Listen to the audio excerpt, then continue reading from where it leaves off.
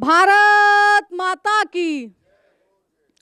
अखिल भारतीय विद्यार्थी परिषद की इस अखिल भारतीय मीडिया कार्यशाला में हमारे मध्य उपस्थित समस्त अतिथिगण, वरिष्ठ कार्यकर्ता बंधु एवं अपने पूरे देश से उपस्थित आप सभी युवा शक्ति का इस कार्यशाला में हार्दिक स्वागत करते हैं, अभिनंदन करती हूं।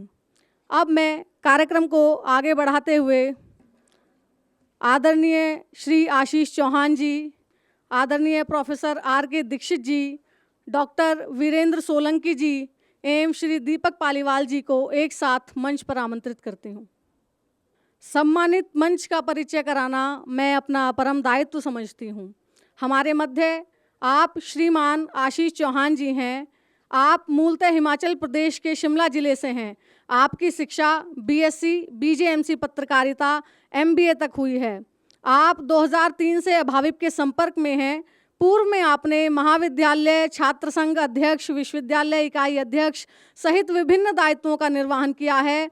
आपने हिमाचल प्रदेश में वामपंथी विचारों के विरुद्ध राष्ट्रवादी विचारों का प्रभावी नेतृत्व किया। आपने थिंक इंडिया के माध्यम से कई वर्षों में अखिल भारतीय शिक्षण संस्थान IIT, IIM, NLU इत्यादि में शिक्षा की गुणवत्ता, विद्यार्थियों के मुद्दों को लेकर सराहनीय कार्य किया। 2014 में आप भारत सरकार के युवा खेल मंत्रालय द्वारा आयोजित चीन यात्रा के प्रतिनिधिमंडल में सदस्य रहे। इसके साथ ही अमेरिका विदेश मंत्रालय द्वारा आयोजित लेजिस्लेटिव फेलो 2014 कार्यक्रम के फेलो भी आप रहे। भारत के बाहर भारतीय विद्यार्थियों का कार्य का भी आप मार्गदर्शन करने हैं। पूर्व में आप अभाविप के अखिल भारतीय शिक्षण संस्था कार्य थिंक इंडिया के संयोजक, मुंबई महानगर संगठन मंत्री, राष्ट्रीय मंत्री एवं अभाविप के राष्ट्रीय महामंत्री भी रहे हैं। आप अभाविप के राष्ट्रीय संगठन मंत्री हैं। आपका केंद्र मुंबई है। आपके स्वागत हेतु मैं नागालैंड की प्रांत मंत्री काइना आयोमो जी से आमंत्रित करती हूँ।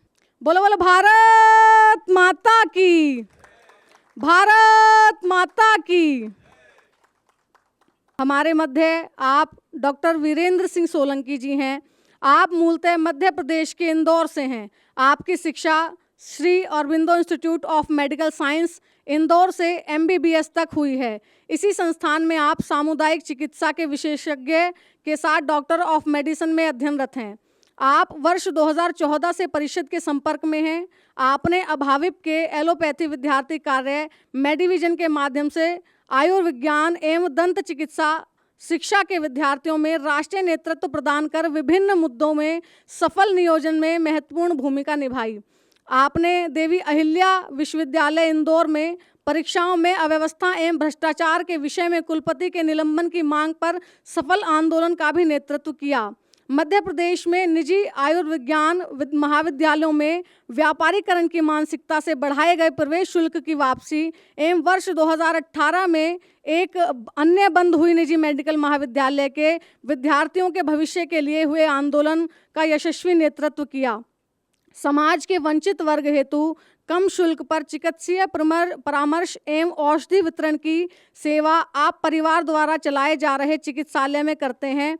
पूर्व में आपने महाविद्यालय अध्यक्ष, इंदौर महानगर मंत्री, केंद्रीय कार्य समिति सदस्य, मेडिविजन राष्ट्रीय संयोजक, राष्ट्रीय मंत्री आदि दायित्वों का निर्वहन किया है। वर्तमान में आप अभाविप के राष्ट्रीय महामंत्री हैं। आपका निवास इंदौर है। आपके स्वागत हेतु मैं दक्षिण कर्नाटक प्रांत मंत्री गोपी रंगास्वामी जी से आग्रह करती हूँ। हमारे मध्य आप डॉक्टर राजेश कुमार दीक्षित जी हैं। आप भोपाल स्थित राष्ट्रीय तकनीकी शिक्षण प्रशिक्षण एवं अनुसंधान संस्थान के सिविल एवं पर्यावरण अभियांत्रिकी शिक्षा विभाग में प्रोफेसर हैं। आपने IIT बॉम्बे से भू तकनीकी अभियांत्रिकी में PhD और MTech तथा जबलपुर के सरकारी अभियांत्रिकी महाविद्यालय से सिविल अभियांत्रिकी में BA की उपाधि प्राप्त की है। आपने समृद्ध शैक्षिक एवं व्यावसायिक अनुभव के साथ वे 1995 में NITTR भोपाल में कार्यरत हैं और 2003 से आप प्रोफेसर हैं।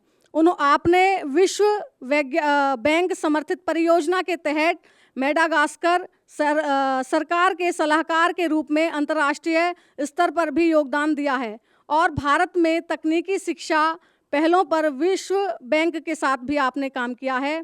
आपकी विशेषज्ञता में तकनीकी शिक्षा, प्रत्यायन, परियोजना प्रबंधन और भू तकनीकी अभियांत्रिकी शामिल है और गुणवत्ता आश्वासन, शिक्षा प्रौद्योगिकी और परिणाम आधारित शिक्षा में आपकी अनुसंधान रुचि है। आपका निवास भोपाल है। आपके स्वागत हेतु मैं जोधपुर प्रांत मंत्री दशरथ गर्ग जी से आग्रह करती हूँ। हमारे मध्य आप डॉक्टर दीपक पालीवाल सर हैं। वर्तमान में आप भोपाल स्थित पंडित सुंदरलाल शर्मा केंद्रीय व्यावसायिक शिक्षा संस्थान के संयुक्त निर्देशक हैं। यह संस्थान NCERT के एक महत्वपूर्ण इकाई है जो पूरे देश में व्यावसायिक शिक्षा के विकास और शोध के लिए कार्य करती है। आपके बारे में मुख्य जानकारी निम्नलिखित है। आप पद और विशेषता में मैकेनिकल इंजीनियरिंग विभाग से जुड़े और संस्थान के शैक्षणिक और प्रशासनिक कार्यों का नेतृत्व कर रहे हैं। आप पालीवाल नई शिक्षा नीति के अनुरूप व्यावसायिक शिक्षा को स्कूलों और उच्च शिक्षा से जोड़ने, कौशल आधारित शिक्षा को बढ़ावा देने और शिक्षकों के प्रशिक्षण कार्यक्रमों का समन्वय करने में सक्रिय भूमिका निभाते हैं। आपने 2 अगस्त 2022 को पैसिव भोपाल के संयुक्त निर्देशक का पदभार ग्रहण किया। आपका लक्ष्य व्यावसायिक शिक्षा और रोजगार के विषय बीच की दूरी को कम करना और भविष्य के उद्यमियों को तैयार करना है। सत्र 2016 से 18 तक आप विद्यार्थी परिषद के प्रांत अध्यक्ष रहे। वर्तमान में आप विद्यार्थी कल्याण न्यास के सदस्य हैं। आपके स्वागत हेतु मैं मध्य भारत प्रांत मंत्री केतन चतुर्वेदी जी से आग्रह करती हूँ। मैं मंचासीन अतिथियों से आग्रह करूंगी कि वो इस कार्यक्रम का दीप प्रज्वलन कर विधिवत शुभारंभ करें।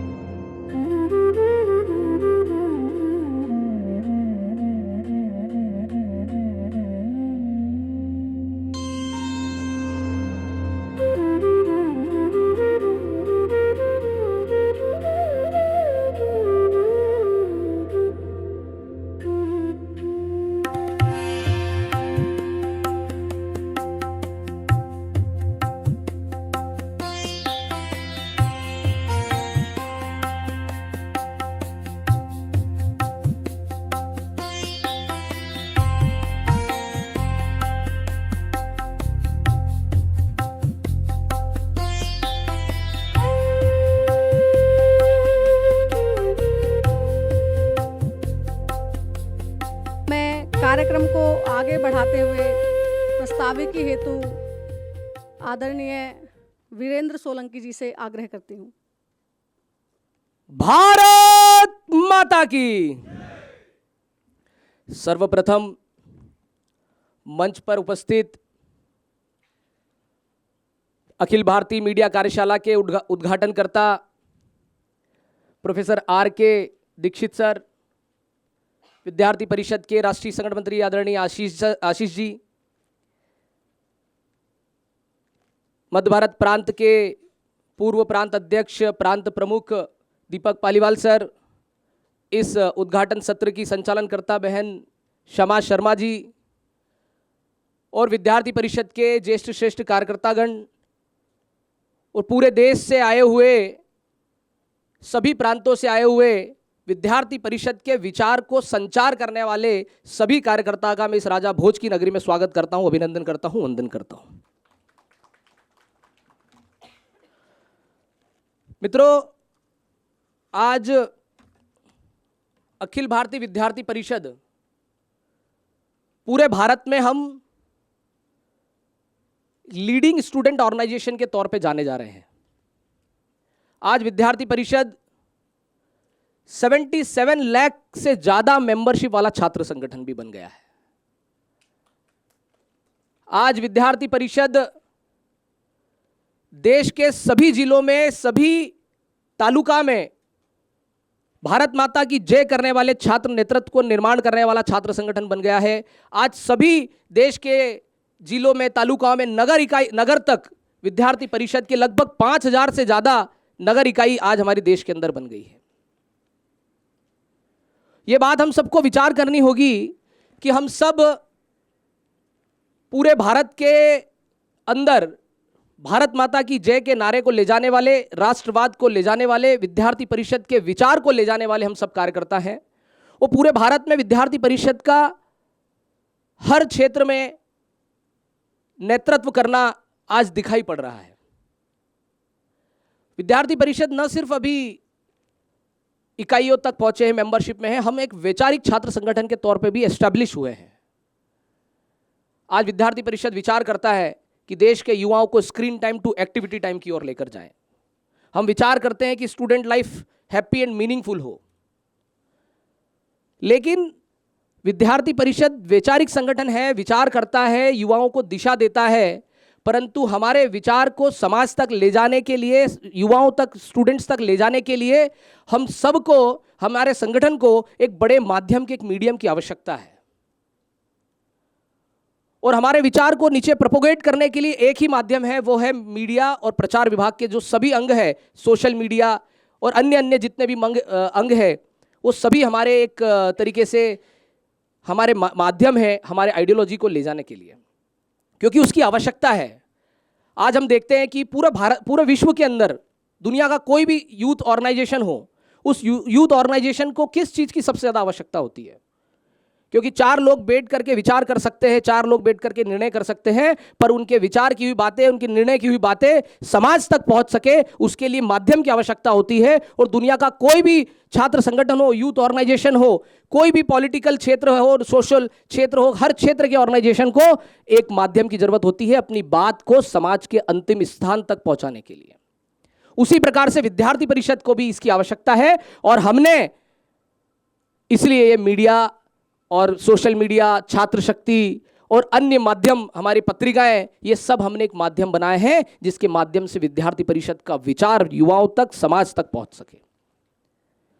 इसलिए हम सब कार्यकर्ता, जो प्रदेश मंत्री है, मीडिया के संयोजक हैं, सोशल मीडिया के संयोजक हैं, हम सब कार्यकर्ताओं की भूमिका इस संगठन के अंदर बड़ी महत्वपूर्ण है।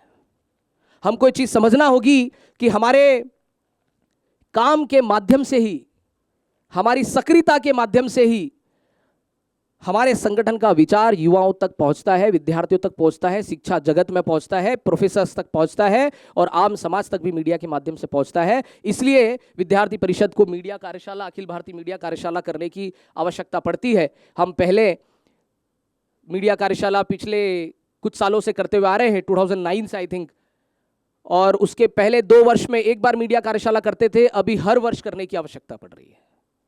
इसलिए हम सब कार्यकर्ताओं को इस मीडिया कार्यशाला में आने का मौका भी मिला है और यह मीडिया कार्यशाला हमारी अगले 2 दिन चलने वाली है, आज और कल। और इस 2 दिन में हम विभिन्न सत्रों के माध्यम से मीडिया के जो पहलू हैं, मीडिया संरचना, मीडिया की व्यवस्था, मीडिया की मॉनिटरिंग कैसे हो सकती है, कैसे हम सब कार्यकर्ता, प्रदेश मंत्री स्पेशली कैसे रोल प्ले कर सकते हैं कि मीडिया जो प्रदेश की, हमारे प्रदेश की प्रांत की जो मीडिया है वो विद्यार्थी परिषद की ओर अग्रणी रूप से देखने लगे। हमें ज़रूरत ना पड़े कि हम जाकर उन्हें बताएं कि विद्यार्थी परिषद ये कार्य कर रही है। ऐसी स्थिति होना चाहिए कि मीडिया स्वयं सोचे कि विद्यार्थी परिषद क्या कर रही है, जाओ उनको पूछो। तो मीडिया के पत्रकार विद्यार्थी परिषद के नेतृत्वकर्ता की ओर आने चाहिए। ये स्थिति मीडिया की हमारे प्रांत में होना चाहिए और उनको हर दिन पर डे मीडिया कर्मियों को ये पता होना चाहिए कि आज विद्यार्थी परिषद ने हमारे प्रांत में क्या किया, हमारे जिले में क्या किया, हमारी नगर में क्या किया, उस यूनिवर्सिटी में क्या किया, उस कॉलेज में क्या किया। ये मीडिया कर्मी विचार करके विद्यार्थी परिषद की ओर आना चाहिए। ऐसी मीडिया की स्थिति हमको हमारे प्रांत में लाना है। उसके लिए हमें इस 2 दिन की कॉन्फ्रेंस में मीडिया संरचना, व्यवस्था, मीडिया की मॉनिटरिंग, मीडिया के जो विभिन्न अंग हैं उन डायमेंशंस को हमको सीखना है। कुछ प्रेस नोट के विषय में हमको जानना है कि किस प्रकार से हम प्रेस नोट को अच्छे से लिखें ताकि प्रेस नोट के माध्यम से हमारी बात प्रभावी रूप से मीडिया के बंधुओं के बीच में जा सके, समाज में जा सके। और इसी के साथ सोशल मीडिया का भी आजकल बड़ा रोल है। पिछले कुछ सालों से हम सब अनुभव कर रहे हैं कि सोशल मीडिया एक ऐसा माध्यम बन चुका है जो समाज के अंदर ओपिनियन डेवलप कर सकता है। इवन मीडिया भी समाज के अंदर ओपिनियन डेवलप करने वाला माध्यम है, परंतु सोशल मीडिया इतना फास्ट हो गया है क्योंकि समाज का परिवर्तन भी बहुत तेज गति से हो रहा है और उस तेज गति के समाज परिवर्तन के अंदर सोशल मीडिया का रोल भी तेज गति से बढ़ता जा रहा है। एक कोई घटना अगर देश के अंदर होती है, एक घंटे 2 घंटे के अंदर वो पूरे भारत में वायरल हो जाता है और उस घटना पर सब लोग अपने मत देते हैं और उस सोशल मीडिया के माध्यम से समाज का ओपिनियन बन जाता है। ये हमारे लिए एक बड़ा ये कहें कि हमारे लिए एक सोचने का विचार है कि हमें कितनी बड़ी ताकत इस देश के अंदर मिली है कि हमारे जो पूर्वज कार्यकर्ता जिन्होंने जीवन के अनुभव से इतने बड़े बड़े विचार करके समाज परिवर्तन के सूत्र दिए और उन सूत्रों को हम मिनटों में घंटों में समाज तक पहुंचा सकते हैं। और उसके लिए हमको सोशल मीडिया की स्ट्रेंथनिंग करना, सोशल मीडिया के डायमेंशंस को जानना, कार्यकर्ता को उसकी स्किल्स को गेन करना, ये सब हमारे लिए बड़े महत्वपूर्ण हो जाते हैं। इसलिए इस कार्यशाला में सोशल मीडिया के माध्यम से भी हम कई चीज़ों को सीखेंगे। सोशल मीडिया में ग्राफिक डिज़ाइनिंग, इन्फोग्राफिक्स बनाना, वीडियो एडिटिंग, रील्स बनाना और सोशल मीडिया का नेटवर्क कैसे एस्टेब्लिश करना, जो ऑलरेडी सोशल मीडिया के अंदर एक्टिव है उन कार्यकर्ताओं को, उन इन्फ्लुएंसर्स को कैसे विद्यार्थी परिषद के साथ जोड़ना, ये सब विचार हम इस कार्यशाला के अंदर सीखने वाले हैं। और मैं आप सबसे यही निवेदन करूँगा अंत में कि विद्यार्थी परिषद के इस राष्ट्रीय कार्यशाला में आए हुए सभी प्रांत के मंत्री, मीडिया के संयोजक, सोशल मीडिया संयोजक, ऑल इंडिया की टीम्स, सब लोग हम आए हैं। इन 2 दिन हम पूरे पार्टिसिपेशन के साथ, पूरे चिंतन के साथ, पूरे डेडिकेशन के साथ जो भी हम इस कार्यशाला से स्किल गेन कर सकते हैं, जो समझ विकसित कर सकते हैं, उसको विकसित करके अपने अपने कार्य क्षेत्र में जाकर हम भारत माता की जय के नारे के साथ अपने अपने कार्य क्षेत्र में जाकर हम हमारे विचार को लेकर, हम हमारे मत को लेकर समाज के अंदर जाएंगे और हमारे कार्य को और तेज गति से लेकर जाएंगे। यही आशा अपेक्षा के साथ मैं अपनी वाणी को विराम करता हूँ। बहुत बहुत धन्यवाद साथियों। इस मीडिया कार्यशाला की संचालन समिति भी बनी है और संचालन समिति का परिचय मैं आप सबके समक्ष रखता हूं।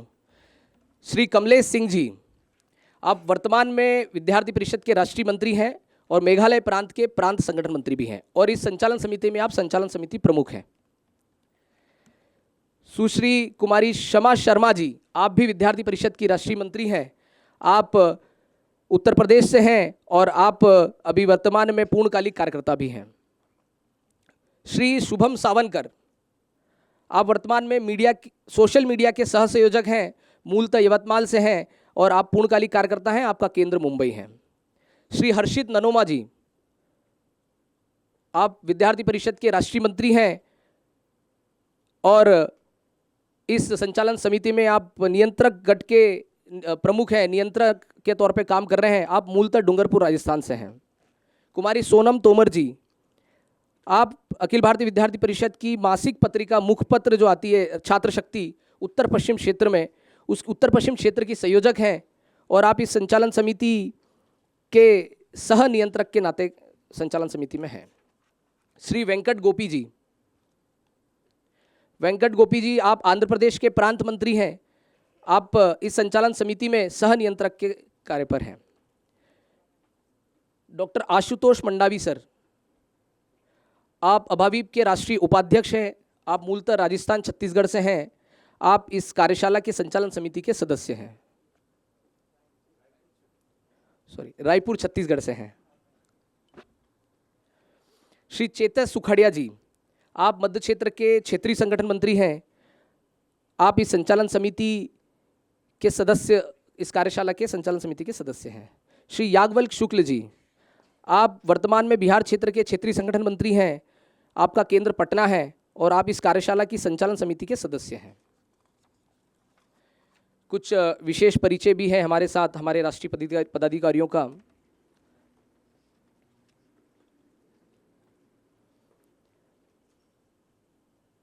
श्री डॉक्टर आशुतोष मंडावी सर, आप राष्ट्रीय उपाध्यक्ष हैं, आपका निवास रायपुर है। श्री श्रवण बिराज, आप राष्ट्रीय मंत्री हैं, आपका निवास भाग्यनगर है। कुमारी शमा शर्मा जी, आप भी राष्ट्रीय मंत्री हैं। आदित्य तकियार, आप भी राष्ट्रीय मंत्री हैं, आपका केंद्र चंडीगढ़ है। अभय प्रताप सिंह राष्ट्रीय मंत्री हैं, आपका निवास वाराणसी है। पायल किनाके जी, पायल जी भी राष्ट्रीय मंत्री हैं, आपका केंद्र अमरावती है। श्री एस बालकृष्ण जी, आप राष्ट्रीय सह संगठन मंत्री हैं, आपका केंद्र भाग्यनगर है। श्री देवदत्त जोशी जी, आप राष्ट्रीय सह संगठन मंत्री हैं, आपका केंद्र मुंबई है। श्री सौरभ पांडे जी, आप केंद्रीय कार्यालय मंत्री हैं, आपका भी केंद्र मुंबई है। श्री देवानंद त्यागी जी, आप केंद्रीय सचिवालय सचिव हैं, आपका केंद्र भी मुंबई है। श्री गौरव राजावत जी केंद्रीय सचिवालय सह सचिव हैं, आपका केंद्र मुंबई है। डॉक्टर याज्ञवल्क्य शुक्ल जी परिचय आया है। और परिचय हमारे सुश्री प्रेरणा भारद्वाज जी राष्ट्रीय सोशल मीडिया संयोजक, श्री हर्ष अत्री जी मीडिया संयोजक, श्री सत्यम मिश्रा जी छात्र शक्ति के राष्ट्रीय संयोजक, आशुतोष भटनागर जी छात्र शक्ति के संपादक हैं, अजीत कुमार सिंह जी सह संपादक छात्र शक्ति, श्री उमेश चतुर्वेदी जी आप वरिष्ठ पत्रकार हैं और स्तंभकार भी हैं। कुछ विशेष परिचय हमारे बीच और हैं। श्री मेजर निशांत ओझा जी आप इस संस्थान के प्रभारी रजिस्ट्रार हैं। आप हैं प्रोफेसर संजय अग्रवाल जी डीन एकेडमिक एवं कंप्यूटर विभाग के विभाग अध्यक्ष, आप भोपाल के निवासी हैं। प्रोफेसर पी के पुरोहित जी आप डीन ऑफ कॉर्पोरेट साइंस के विभाग अध्यक्ष हैं। प्रोफेसर एस केदार जी आप मीडिया विभाग के विभाग अध्यक्ष हैं। प्रोफेसर ए के जैन जी आप वरिष्ठ प्राध्यापक एवं पूर्व में डीन रहे हैं। प्रोफेसर सचिन तिवारी जी आप इस संस्थान के डीएसडब्ल्यू हैं। प्रोफेसर श्रीमती शैली प्रधान जी आप मैनेजमेंट डिपार्टमेंट की डिपार्टमेंट हेड हैं, हेड ऑफ द रोली प्रधान जी, आप सबका इस कार्यशाला के उद्घाटन सत्र में स्वागत है।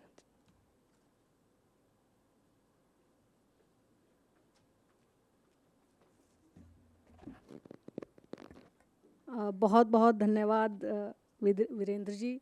अभी हमें आपके माध्यम से पता चला कि किस प्रकार से इस मीडिया कार्यशाला का हम सभी कार्यकर्ताओं के जीवन में और विद्यार्थी परिषद के कार्यक्रम में एक महत्वपूर्ण योगदान है, और हम सभी किस प्रकार से इस कार्यशाला के माध्यम से अपने अपने क्षेत्र में विद्यार्थी परिषद के कार्य को भी गति देने का काम करेंगे। कार्यक्रम को आगे बढ़ाते हुए अब मैं आज के मुख्य अतिथि एवं इस कार्यशाला के उद्घाटनकर्ता प्रोफेसर आर के दीक्षित जी से आग्रह करती हूँ कि वो मंच पर आएँ और हम सभी को अपना मार्गदर्शन दें।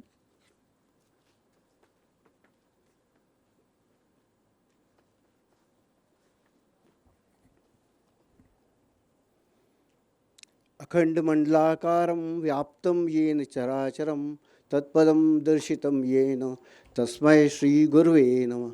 ये हमारा शिक्षक प्रशिक्षण संस्थान से इस श्लोक से शुरू करना ही चाहिए। आदरणीय अतिथिगण, मंचासीन आदरणीय चौहान जी, सोलंकी जी, पालीवाल जी एंड शमा बहन, संस्थान के फैकल्टी मेंबर्स, अखिल भारतीय विद्यार्थी परिषद के मीडिया संयोजक, आप सभी का इस हॉल में स्वागत है। मैं आप एबीपीपी का हृदय से आभारी हूँ कि आपने इस महत्वपूर्ण कार्यशाला में मुझे बोलने का अवसर दिया।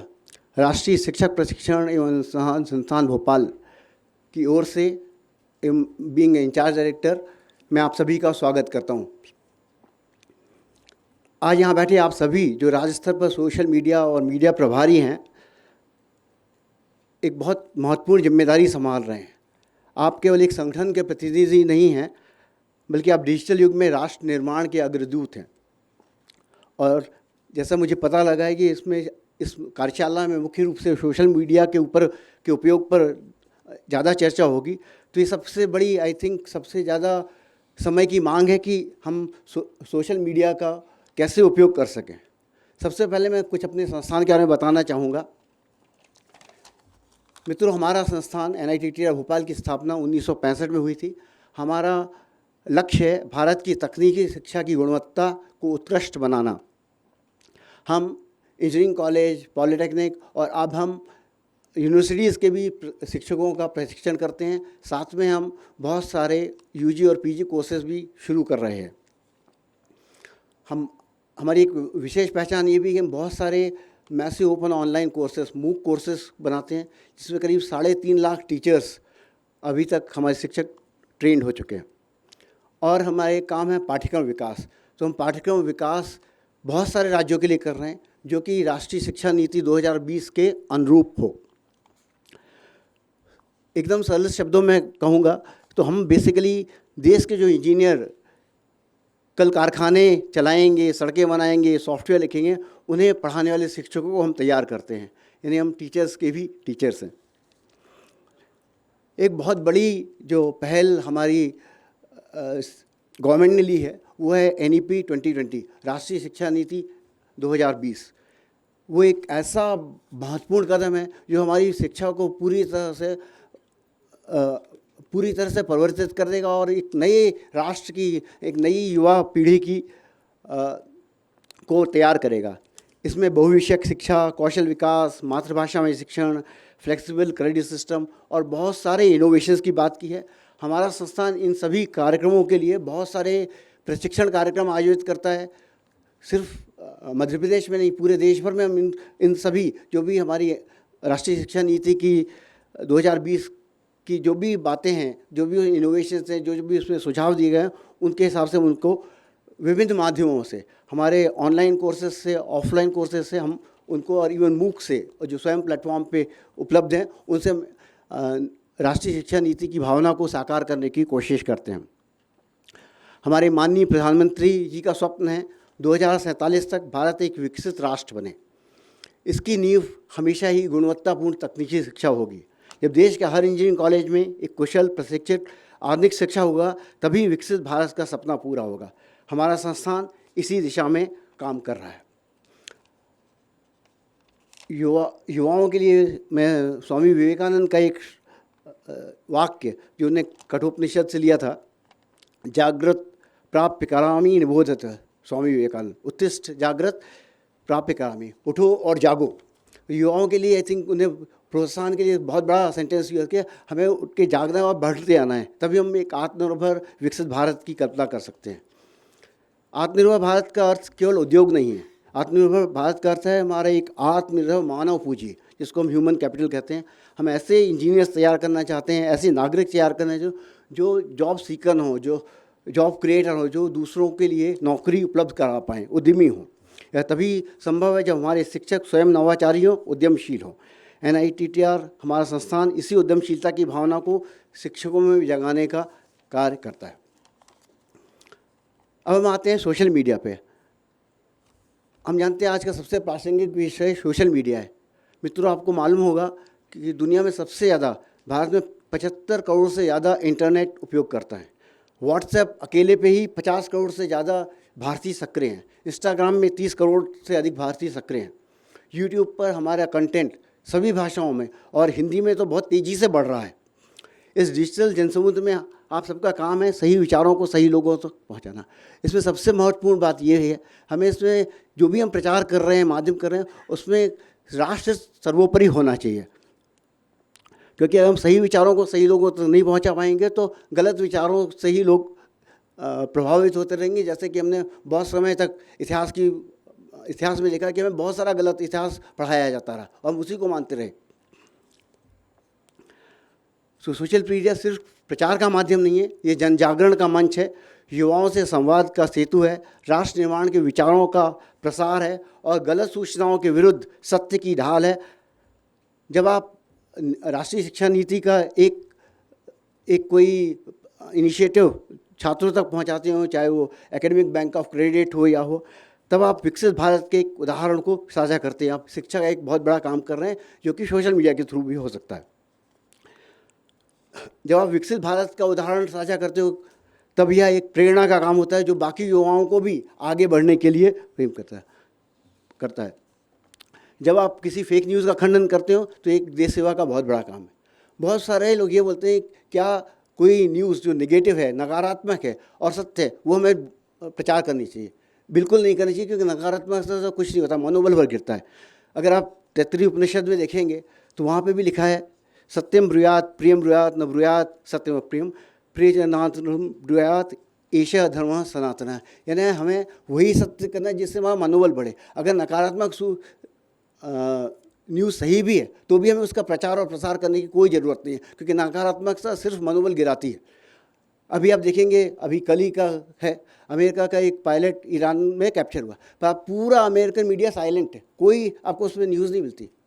क्योंकि हम अगर हमारे खुद के ही देश का मनोबल गिराएंगे तो हम कैसे बढ़ेंगे। और ऐसा नहीं है कि हमारे पास सकारात्मक समाचार नहीं है, बहुत सारे सकारात्मक समाचार जिसको हम कर सकते हैं। हमारी संस्कृति है, हमारी कल्चर है, हमारी नेताओं के विचार हैं। हम 2047 में हमारे विकसित भारत का सपना है। एक और चीज़ में जो मेरा बहुत प्रिय विषय है उसमें थोड़ा सा 2 मिनट देना चाहूँगा। आज आर्टिफिशियल इंटेलिजेंस का ज़माना है और अगर हम सोशल मीडिया में आर्टिफिशियल इंटेलिजेंस का उपयोग करेंगे, जैसा अभी सर बोल रहे थे कि प्रेस नोट, अगर आपको सिंपल प्रेस नोट अच्छा बनाना है, बहुत ही आकर्षक बनाना है, तो आप क्लॉड का यूज़ करिए, चैट जीपीटी का यूज़ करिए, जेमिनी का यूज़ करिए, बहुत सारे हैं और शायद इसमें इस कार्यशाला में इसकी चर्चा भी होगी। और मैं ये भी बताना चाहूँगा, ये जो पूरी स्पीच है संस्कृत के श्लोकों के साथ आर्टिफिशियल इंटेलिजेंस नहीं जनरेट की है। आपके कंटेंट निर्माण के लिए चैट जीपीटी, क्लॉड और प्रभावशाली पोस्ट, रील, स्क्रिप्ट, लेख, इमेजेस, बहुत सारी चीज़, वीडियो, ये सब आप बना सकते हैं और आप किसी भी भाषा में बना सकते हो।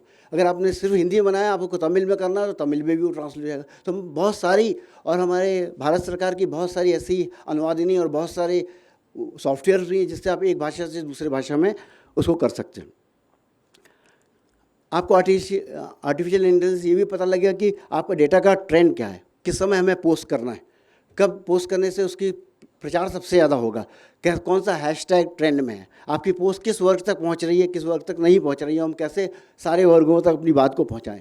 आप फेक न्यूज़ की पहचान कैसे करें। अगर आप ट्विटर एक्स में देखेंगे तो एक राइट साइड में एक बटन रहती है, उसको आप करें तो पूरे पोस्ट के बारे में आपको एनालिसिस करें, तुरंत दे देता है कि ये कहाँ से लिया गया।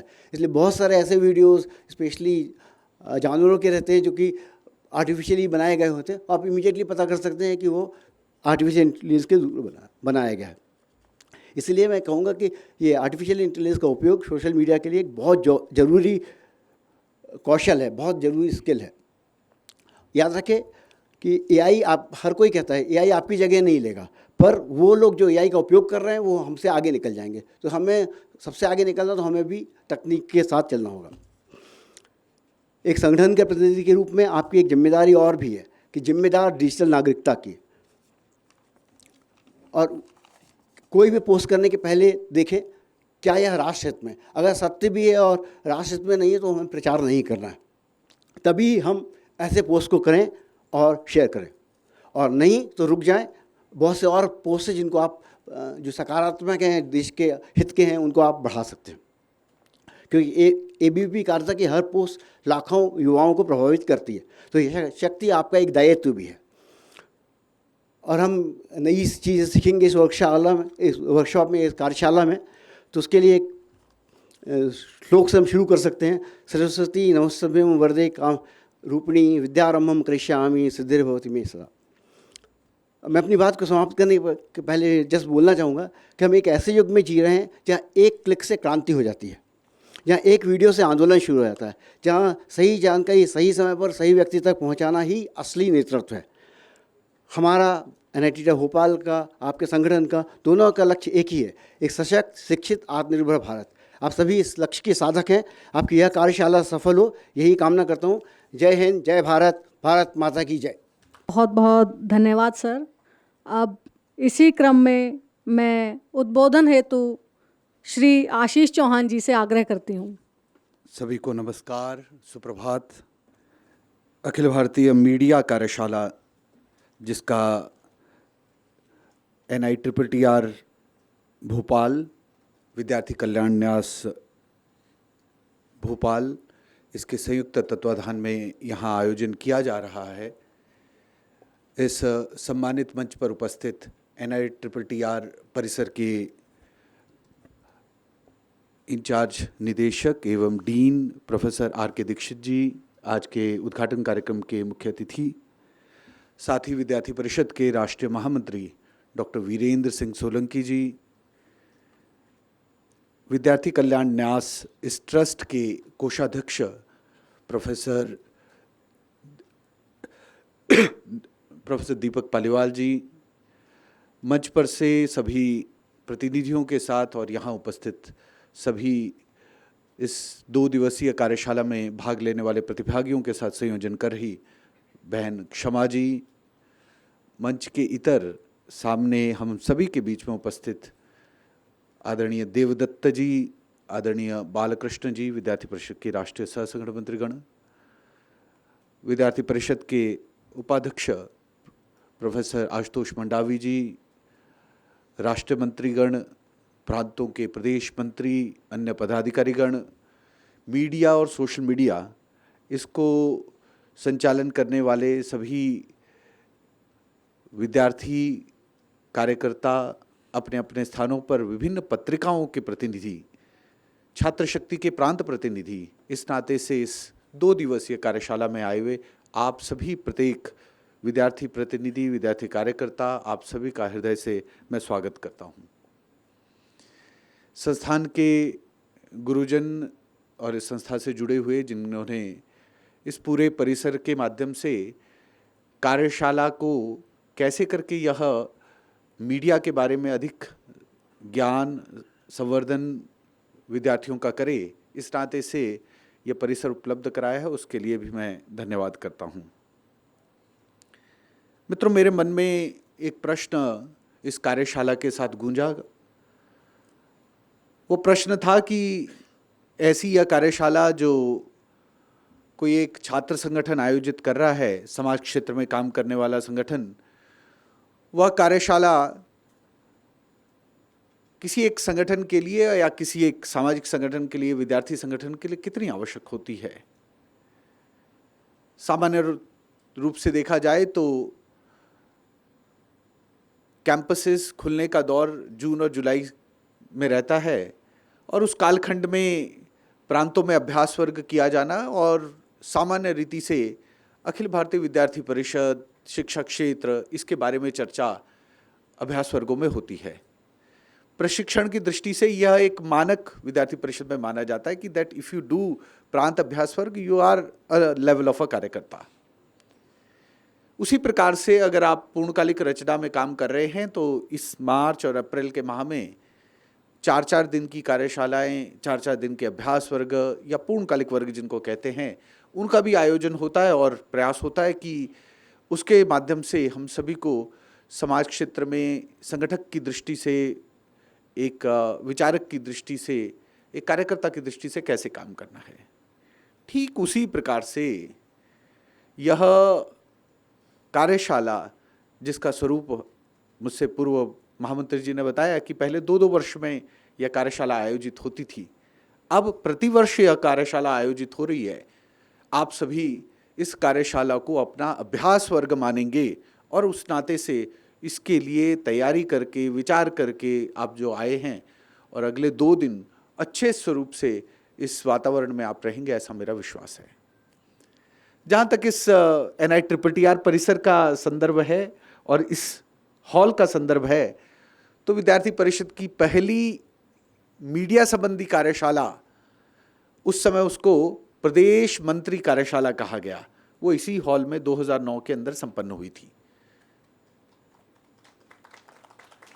2009 की उस कार्यशाला में प्रदेश मंत्री कार्यकर्ता और साथ में प्रांत कार्यालय मंत्री, ऐसे 2 विद्यार्थी कार्यकर्ताओं को आना प्रत्येक प्रांत से और अपने प्रांत में विभिन्न विषयों के ऊपर क्या चर्चाएं चलती हैं, कैसे प्रेस नोट लिखा जाता है, कैसा मीडिया के सामने पैनल डिस्कशन किया जाता है। उस समय सोशल मीडिया नहीं था। उस समय प्रांत की पत्रिकाओं की स्थिति भी, कुछ पत्रिकाएं थीं परंतु प्रांत पत्रिकाओं के बारे में इतना बड़ा आग्रह नहीं था। 2013 में बेंगलुरु में पहली बार सोशल मीडिया की कार्यशाला हुई। उस समय चूंकि मैं थिंक इंडिया के दायित्व में था, इस नाते से उस मीडिया कार्यशाला को खड़ा करने के लिए उस समय के जो विद्यार्थी परिषद के कार्यकर्ता एक्टिव थे, जो सोशल मीडिया पे कार्य करते थे, उन सभी को इकट्ठा करके बेंगलुरु के अंदर वो कार्यशाला अखिल भारतीय आयोजित हुई। आदरणीय चेतस भाई उस समय सचिवालय सचिव थे और श्रीमान नागराज रेड्डी जी, वे थिंक इंडिया के प्रमुख थे। विचार हुआ कि भाई ये नई तकनीकी है, ये ऑनलाइन स्पेस में काम होता है, ये ट्विटर नाम की चीज़ है, इसको कैसे प्रयोग करना है, अधिक से अधिक विद्यार्थियों को बताना है। तो पूरे देश भर से प्रांत सहमंत्री स्तर के कार्यकर्ता, प्रांत मंत्री कार्यकर्ता, जिनको सोशल मीडिया में रुचि थी, और वो जो लोग जिनको हमेशा थोड़ा सा ऑड मैन आउट माना जाता था, अरे ये थोड़े से छोटे छोटे बाल इनके तिरछे तिरछे इनके तरीके हैं, ये विद्यार्थी परिषद का सामान्य काम नहीं करते हैं, ये तो कुछ करते होंगे कंप्यूटर मोबाइल के साथ, तो ये क्या कोई काम करते हैं। ऐसी जिनकी बारे में प्रतिमा बनी हुई थी, उन सभी का पहला कार्यशाला ये आयोजित हुई। उस समय पुणे की अपनी टोली, बेंगलुरु की अपनी टोली बहुत एक्टिव रहती थी। विद्यार्थी परिषद का पहला सोशल मीडिया पेज वो ऑर्कुट के ऊपर एबीवीपी कम्युनिटी बनी और वो दिल्ली के कार्यकर्ताओं ने बनाई, और पश्चात में फेसबुक पे जो आप एबीवीपी वॉइस देख रहे हैं, वो वॉइस एबीवीपी और उसके साथ कुछ और शब्द था, परिवर्तन होकर एबीवीपी वॉइस बना। भरत सिंह जी उस समय केंद्रीय कार्यालय मंत्री थे, और डूसू के उस समय के ऊर्जावान कार्यकर्ताओं ने वो फेसबुक ग्रुप बनाया था। उसके एडमिन भी हम सभी के ध्यान में ही है, हमारे पुराने कार्यकर्ता और बाद में राष्ट्र मंत्री रहे रोहित चहल जी उसके पहले एडमिन, यानी जब ग्रुप शुरू हुआ या ग्रुप बना उस टोली ने बनाया। बाद के कालखंड में हमारा जो ट्विटर अकाउंट है वो बनना प्रारंभ हुआ, सोशल मीडिया के और प्लेटफॉर्म बने। परंतु अपनी इस पूरी यात्रा में अगर देखें तो जिसको आज हम अपनी पूरे चर्चा का, इस कार्यशाला का सबसे छोटा समूह मानते हैं, छात्र शक्ति, आदरणीय आशुतोष जी यहाँ बैठे हैं, स्वयं जानते हैं कि इसकी यात्रा हम सभी से सबसे पहले प्रारंभ हुई। और दिल्ली के अंदर छात्र शक्ति तुरंत जो पहले इसका जो प्रारंभ है वह इमरजेंसी के पश्चात के कालखंड में हुआ, बीच में बंद भी हुआ, पुनः प्रारंभ करने के लिए बड़ी ऊर्जा लगी। और अब कह सकते हैं कि पिछले लगभग 12-13 वर्षों से, और लगभग 12-13 वर्षों से हम एक स्टेबल तरीके से प्रति माह अपनी पत्रिका का लेकर के आ रहे हैं, और कई प्रांतों के अंदर बड़ी सुंदर रचना हुई है कि प्रांत पत्रिका का लगातार प्रकाशन हो रहा है। तो उस नाते से छात्र शक्ति को संयोजक मिलना, यह तो बहुत लेटेस्ट घटना विद्यार्थी परिषद की रचना में हुई, और अभी तक हम 2-3 कार्यकर्ताओं को ही इस पे दायित्व दे पाए हैं, चाहे अभी के वर्तमान हमारे संयोजक सत्यम जी या इससे पहले हमारे अरुण जी। इस तरह की स्थिति में हम हैं। परंतु मीडिया में 2016 के अंदर ऐसी स्थिति बनी कि हमें अपना एक मीडिया संयोजक बनाना पड़ा। उससे पहले विद्यार्थी परिषद का विचार था कि मीडिया संयोजक बनाना मायने प्रदेश मंत्री के कार्यक्षेत्र के अंदर यह ओवररीच करना है। हम मानते थे कि जो राष्ट्रीय महामंत्री है उनका स्पेस है कि वो मीडिया को एड्रेस करेंगे, उनका सहयोग राष्ट्र मंत्री करेंगे, इसलिए ऑल इंडिया स्पेस में विद्यार्थी परिषद की बात मास मीडिया में कौन रखेगा, तो महामंत्री रखेंगे और राष्ट्र मंत्री रखेंगे। Who are the spokesperson for ABVP? They are the spokesperson of ABVP. उनका पैनल के ऊपर कौन जाएगा, तो हमारे राष्ट्र मंत्री और महामंत्री जाएंगे। परंतु धीरे धीरे यही स्थिति जो हम प्रांतों में मानते थे कि are faces are state secretary, our faces are the joint secretaries of the state, वे अपनी बात रखेंगे, वे समाज तक, मास मीडिया तक। जब मैं मास मीडिया कह रहा हूं तो आप में से कई मीडिया के विद्यार्थी हैं, मास कम्युनिकेशन को जानते हैं, तो उसके जहां पर हम मास मीडियम को यूज करके पहुंच रहे हैं, एक इंटरपर्सनल स्पेस होता है, मैं आपसे बात कर रहा हूं, हम 4-5 फीट की खड़े होकर के बातचीत करते हैं, अपनी बात पूर्ण करते हैं।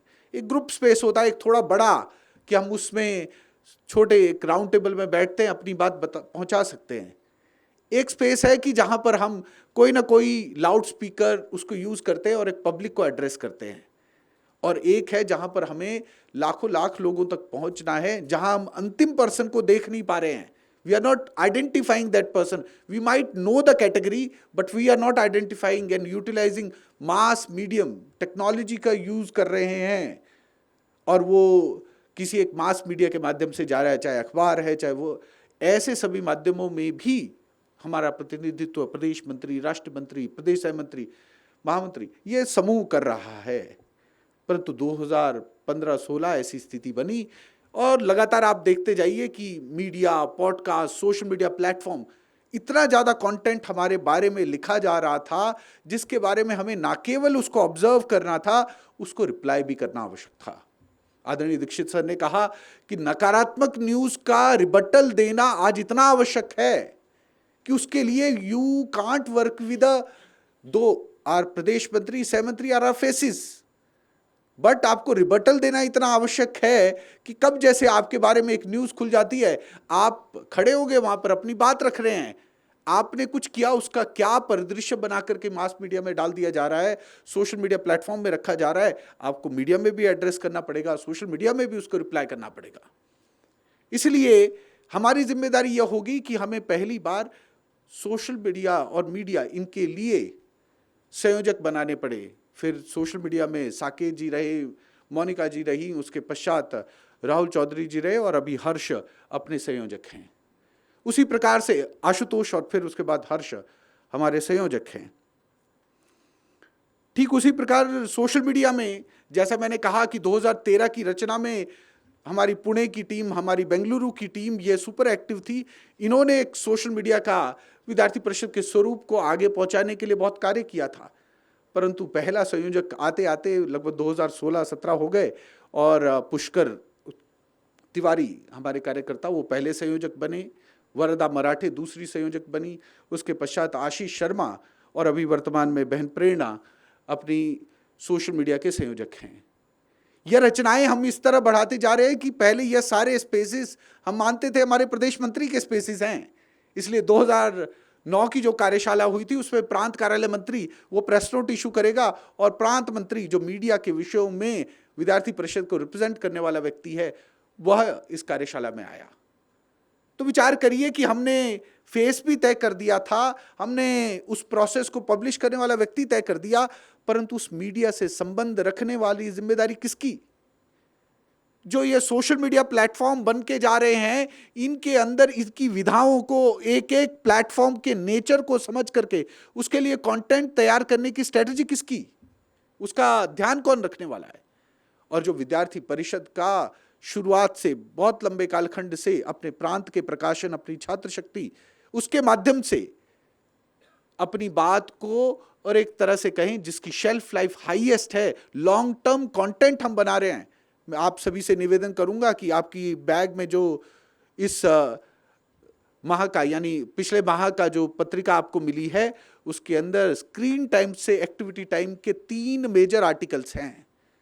हमारे अभियान को वो 3 आर्टिकल बहुत सुस्पष्ट तरीके से स्पष्ट करते हैं, बताते हैं, डिटेल्स में बताया है हमारा अभियान क्यों बना, हमारे अभियान का स्वरूप क्या, किस क्षेत्र में काम करेंगे, उसके आयाम यानी ऑल किन किन डायमेंशन में, कला, खेल, सेवा, पर्यावरण, इस क्षेत्र में उसको कैसे लेकर के जाएंगे, हम स्क्रीन टाइम को एक्टिविटी टाइम और आयाम दृष्टि से इन गतिविधियों में कैसे लेकर के जाएंगे। ऐसा प्रकाशन जब होता है तो विद्यार्थी परिषद के प्रोग्राम्स, एक्टिविटीज को और उसके हेतु को समाज तक पहुंचाने के लिए अन्य कोई मीडियम इतना अच्छा नहीं है, इतना डिटेल में वहां पर नहीं जा सकते, उसकी शेल्फ लाइफ कम है। शेल्फ लाइफ अगर किसी की है वो छात्र शक्ति के अपने प्रकाशन की है, प्रांत के प्रकाशन की है, इसलिए उसकी भूमिका इस क्षेत्र में और अधिक बनती है। हम विद्यार्थी कार्यकर्ता यहाँ आए हैं, हमें लगता होगा कि भैया कि सोशल मीडिया तो हम ऑनलाइन सीख लेते हैं, मीडिया के बारे में मैं कोर्स कर रहा हूँ, अध्ययन कर रहा हूँ, और मैंने 4 वर्ष पहले सीखा ही है, अब तो मैं लगातार हर रोज प्रयोग करता हूँ, तो हर रोज सीखने की आवश्यकता कहाँ है? तो पूरी दुनिया में 2 तरह का प्रशिक्षण के संदर्भ में विचार होता है और करियर ओरिएंटेशन के बारे में चर्चा होती है। एक ओरिएंटेशन है कि आप डिग्री ले लो और उसके बाद पीछे मुड़ करके मत देखो, कोई आवश्यकता नहीं है प्रशिक्षण की। सामान्यतः कोई डॉक्टर, कोई लॉयर, कोई इंजीनियर, वो एक बार डिग्री ले लेते हैं तो then they are in the profession and it doesn't need any kind of a special training, though some new technique might be learned. परंतु दूसरा एक और स्पेस है, कॉम्पिटिटिव स्पेस है, जहां पर खिलाड़ी आते हैं, जहां पर बड़े बड़े सीईओज हैं, वो अपनी एक एक निर्णय को, कार्य को इंटरप्रेट करने के लिए परफॉर्मर्स हैं, उनके कोचेज रहते हैं। यानी आज अगर उन्होंने गेम खेली तो गेम खेलने के बाद कैप्टन भी है, उसके प्लेयर्स हैं, बाद में उनको उनका कोच मिलकर के आता है, उनकी गेम की खामियां बताएगा, उनको ठीक करने के बारे में चर्चा करेगा। कई बार हमें भी लग सकता है अरे हम तो छात्र नेता हैं, हम तो स्टूडेंट लीडर हैं, हम तो इतने वर्षों से कार्य कर रहे हैं, मैं इस फलाना कैंपस का HCU के अंदर, उस्मानी यूनिवर्सिटी के अंदर, मैं BHU के अंदर, मैं लखनऊ विश्वविद्यालय के अंदर, मैं राजस्थान यूनिवर्सिटी में, मैं दिल्ली विश्वविद्यालय में, मैं पंजाब यूनिवर्सिटी में, मैंने तो इतना अच्छा काम किया है। और पिछले वर्ष भी हम छात्र संघ में जीते हैं। मैं तो गुवाहाटी का छात्र संघ अध्यक्ष हूँ। ऐसा कुछ भी विषय हमारे संदर्भों में आ सकता है और हमने अच्छा लिखने की क्षमता, हम अच्छा बोलते हैं, ऐसा भी हमारे जीवन में होगा। परंतु जब एक न्यूयॉर्क के न्यूरो साइंस और न्यूरोलॉजी के डॉक्टर ने अपने ऑपरेशन थिएटर में अपने पुराने प्रोफेसर को आमंत्रित किया और जब वो पूरा अपना ऑपरेशन कर रहे थे, 2-2.5 घंटे वो ऑपरेशन चला और उस देर में उन्होंने वो ऑपरेट कर रहे थे, ऑपरेट करते वो देख रहे थे और बीच में उन्होंने झलक एक अपने प्रोफेसर की तरफ लगाई तो उनके प्रोफेसर एक राइटिंग पैड जैसा आदरणीय महामंत्री जी के पास है, ऐसा वो लगातार उसके ऊपर पेन चलाते जा रहे थे। उनको लगा कि प्रोफेसर कुछ कर रहे हैं। लगभग 2.5 घंटे बाद ऑपरेशन खत्म होने के पश्चात डिब्रीफिंग का समय वो इकट्ठे बैठे तो उनके प्रोफेसर ने बताया कि आपने कम से कम 36 अलग अलग तरह की गलतियां की। जब आप ऑपरेट कर रहे थे तो आपका ऊपर से जो लाइटिंग था वो तिरछा था। आप जब खड़े हो रहे थे तो आपके हाथ वो आपके शरीर को टच कर रहे थे। It could create another kind of septic और उससे इन्फेक्शन फैल सकता था। आपको स्कैल्पर को टच करने का थकने के बाद आप कैसा रख रहे थे उसके बारे में उनको बताया। जब उनकी गलतियां वापस बताई तो इन गलतियों के कारण आपकी एफिशिएंसी कम होती है। आप जितनी तेजी से एक ऑपरेशन को कंप्लीट कर सकते हैं, रिस्क को कम कर सकते हैं, वह प्रमाण यह कमज़ोर होता जा रहा था। और जब यह फोकस उन्होंने किया कि एक न्यूरो साइंटिस्ट को तौर पे भी, सर्जन के तौर पर अगर आपको आपके प्रोफेसर एक कोच के तौर पे आ सकते हैं, तो उन्होंने ये फिलॉसफी दी, उन्होंने प्रेजेंट किया कि CEOs उनको भी, उनके निर्णय को भी ऑब्जर्व करके बताया जा सकता है। इसलिए हम जो विद्यार्थी कार्यकर्ता यहाँ पर हैं, जिनको लगता होगा कि हम अच्छी सोशल मीडिया पोस्ट बनाते हैं, हम अच्छी मीडिया पर बाइट देते हैं, मैं मातृभाषा में अच्छा बोलता हूँ, मैं अच्छा लेख लिखता हूँ, अवश्य ही इन गुणों के साथ हम यहाँ आए होंगे। परंतु जब हम 2 दिन के लिए यहाँ हैं, इस माइंडसेट के साथ कि प्रत्येक व्यक्ति अगर यह थोड़ा फीडबैक, ऑब्जर्वेशन, अगर वो ट्रेनिंग को अपने अंदर ले तो उसके गुणों के अंदर बहुत विकास होता है। कर्नाटक की एक संस्था है, सामाजिक क्षेत्र में काम करती है और बहुत ठहराव के साथ काम करने वाले संगठन है। यह संगठन प्रति वर्ष अपने सारे कार्यकर्ताओं का 40 दिन का प्रशिक्षण करता है, 40 days इन अ ईयर। जब किसी ने पूछा कि आप 40 दिन अगर प्रशिक्षण करेंगे, आपने तो 1 महीना प्लस 10 दिन, 1/3 मतलब 1 महीना तो साफ कर दिया और उसके बाद 1/3 दूसरा महीना और कम कर दिया, तो आप कितना बाकी उसका यूटिलाइजेशन कर पाते हैं। तो उन्होंने बताया कि जब हम 40 दिन प्रशिक्षण करते हैं तो हमारा कम्युनिकेशन, हमारी क्लैरिटी हमारे सभी कार्यकर्ताओं के बीच में ऐसी रहती है कि that whenever we communicate there is no confusion and implementation happens very fast.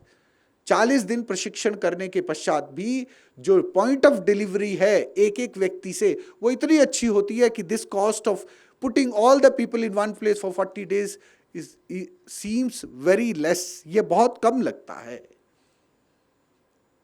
इसीलिए प्रशिक्षण यह प्रत्येक कार्यकर्ता के लिए आवश्यक है।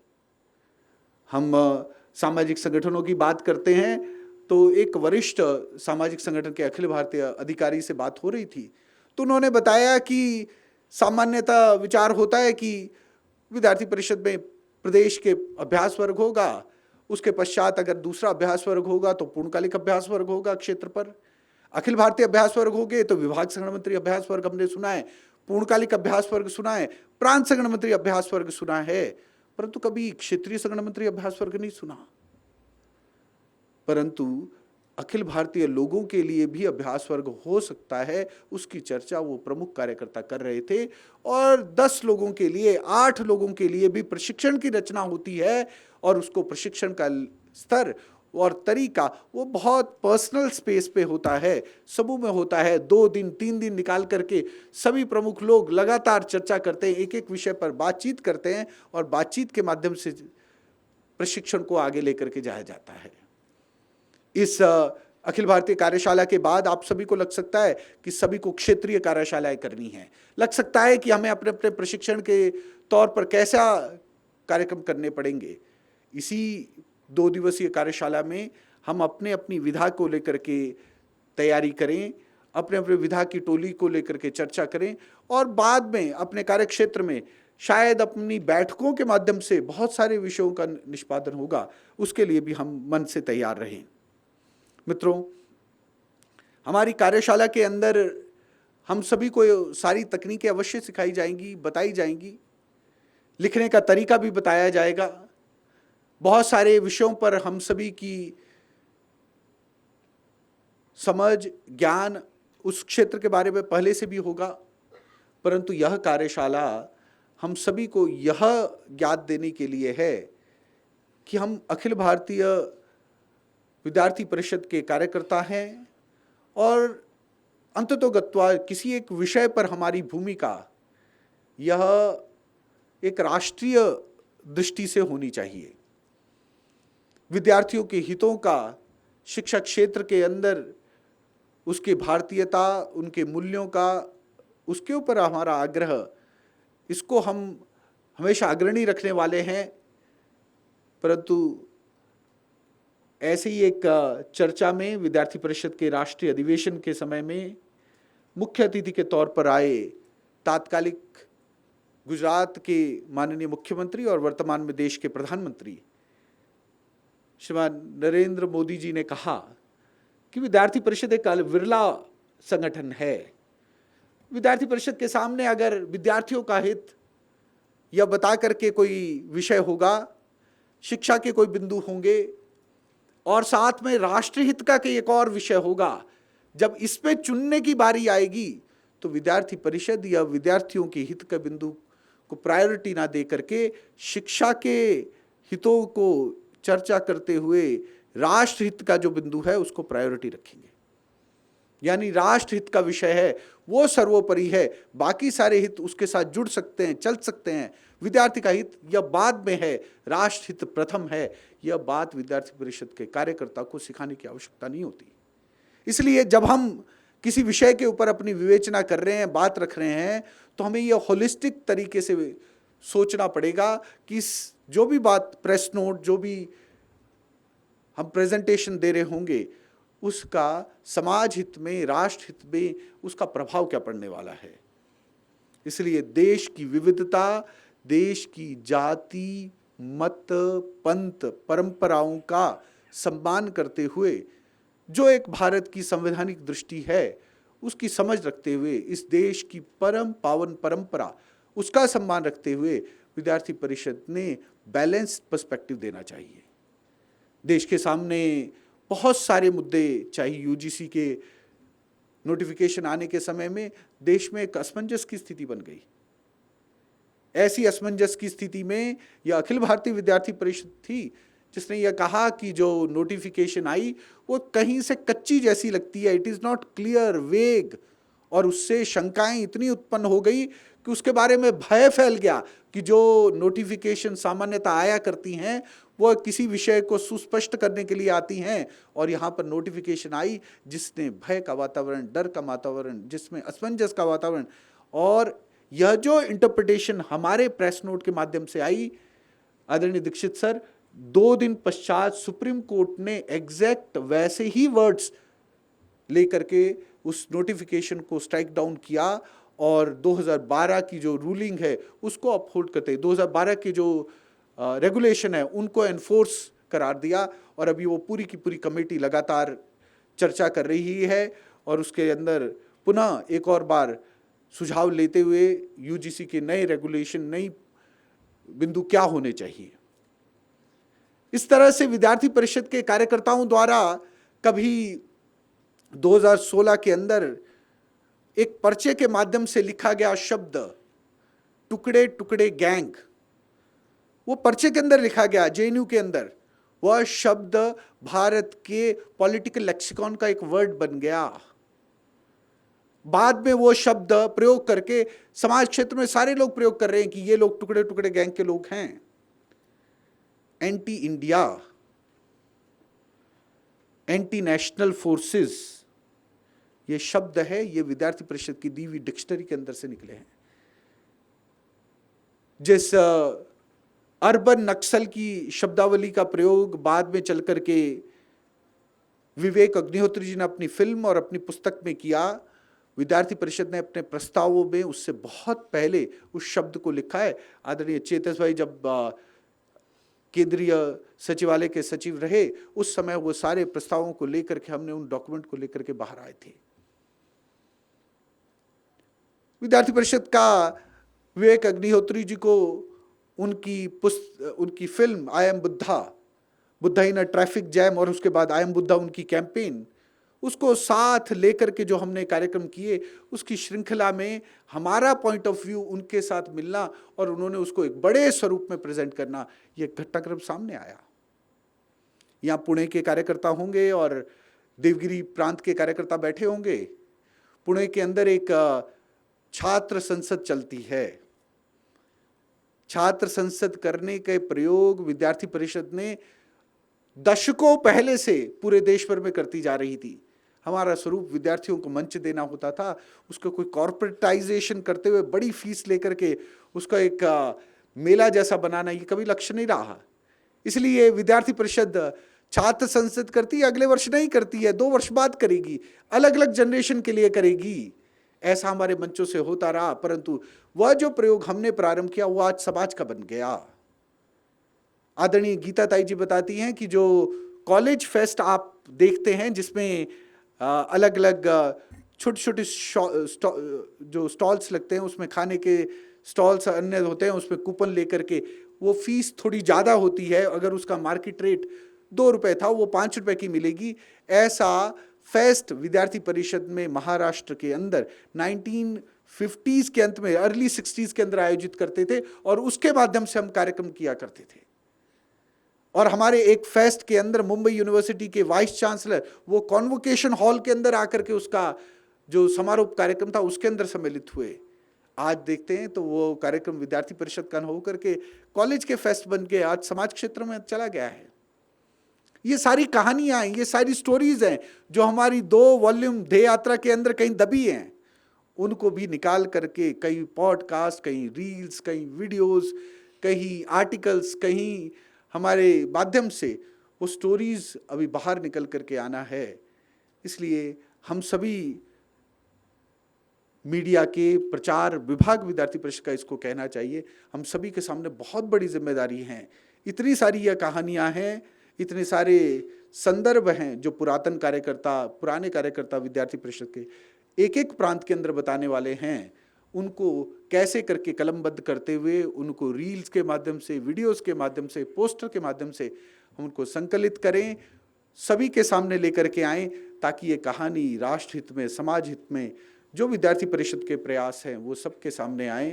कहने के लिए और ढेरों घटनाक्रम अनुभव ऐसे हैं जिनको हमें स्मरण करा करके उनके संदर्भ में हमारी जिम्मेदारी क्या है ये बताया जा सकता है, परंतु आज के प्रासंगिक संदर्भ में, अभी की उद्घाटन कार्यक्रम के संदर्भ में इतना ही आवश्यक है कि हम सभी को यह सारा काम करने के लिए जो आवश्यक प्रशिक्षण है वो अवश्य ही सांकेतिक तौर पे यहाँ मिलेगा, परंतु उसको आने वाले दिनों में अपने अपने स्थान पर फिर निखारने का काम हमारे ऊपर रहने वाला है। इन्हीं शब्दों के साथ मैं अपनी वाणी को विराम देता हूँ और आप सभी कार्यकर्ताओं को, प्रदेश मंत्री समूह, अपनी मीडिया, सोशल मीडिया के संयोजक, छात्र शक्ति और प्रांत पत्रिका के संयोजक, आप सभी का इस 2 दिवसीय कार्यशाला में स्वागत करता हूँ।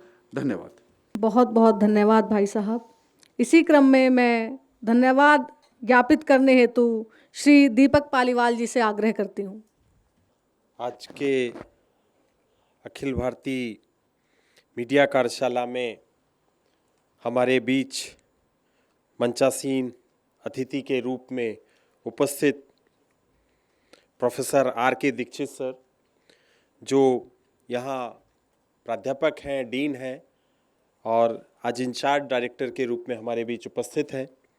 सर, अपना समय देने के लिए और विद्यार्थी कल्याण न्यास के साथ इस मीडिया कार्यशाला में सहयोगी बनने के लिए मैं आपका, संस्था परिवार का और सभी प्राध्यापकों का, स्पेशली डायरेक्टर सर का मैं हृदय से धन्यवाद ज्ञापित करता हूं। Sir, thank you.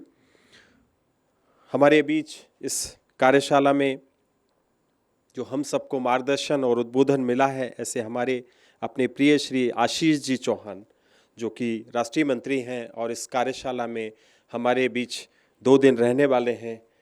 आपने हम सब के लिए समय निकाला और न्यास को ये मौका दिया भाई साहब कि ये कार्यशाला लगातार जो मीडिया की है, भोपाल महानगर विभाग लंबे समय से ये आयोजित कर रहा है, उसके लिए आपका भी हृदय से धन्यवाद।